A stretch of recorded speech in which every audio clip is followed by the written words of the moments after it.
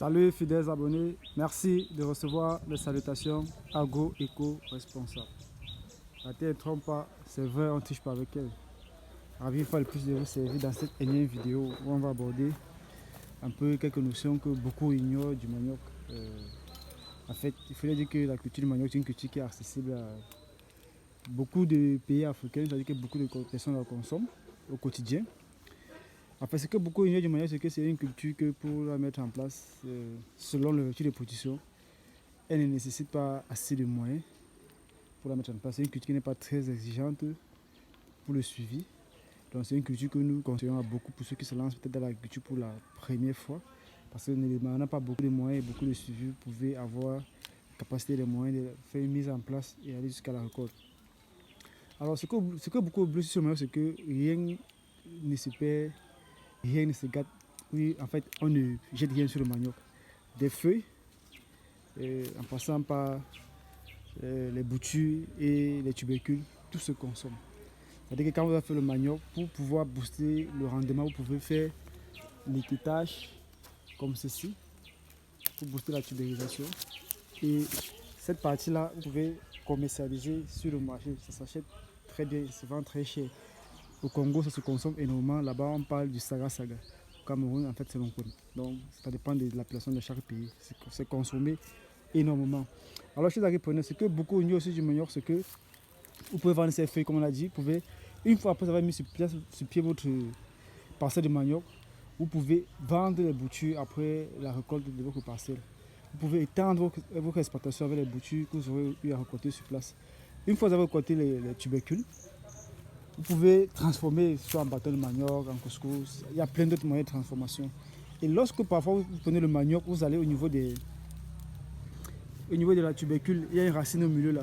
Cette racine est aussi utilisable comme engrais ou comme biopesticide. C'est-à-dire que lorsque vous prenez ces racines, lorsque vous avez trempé le manioc, vous prenez cette racine, vous l'écrasez, vous pouvez épandre en champ pour protéger les cultures.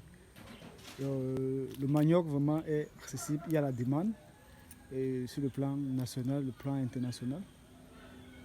Voilà un peu quelques notions de peut-être ce que beaucoup ignorent de la culture du manioc. Pour se résumer, c'est une culture qui est très rentable, facile à mettre en place, qui ne demande pas assez de moyens, qui ne demande pas assez de suivi.